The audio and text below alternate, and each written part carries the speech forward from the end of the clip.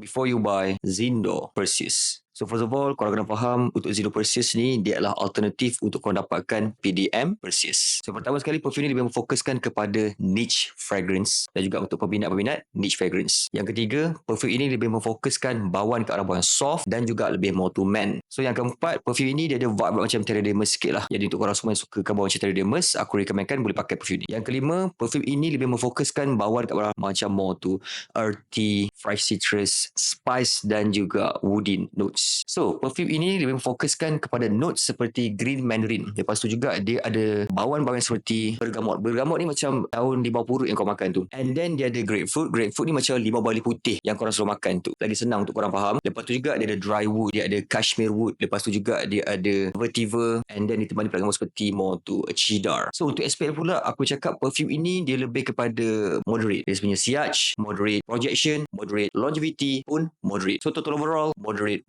level. Next, perfume ni juga lebih fokuskan kepada untuk indoor occasion sahaja. So basically untuk aku, bagi aku lah, dalam 80% to 90% dia similar dengan PDM Perseus. So untuk korang semua nak dapatkan alternatif yang better, so boleh gunakan sajalah Zindo Perseus. So, lastly, inilah pendapat aku berkaitan dengan Zindo Perseus. So untuk korang semua yang dah try, cuba komen di sini dan bagi pendapat korang pula.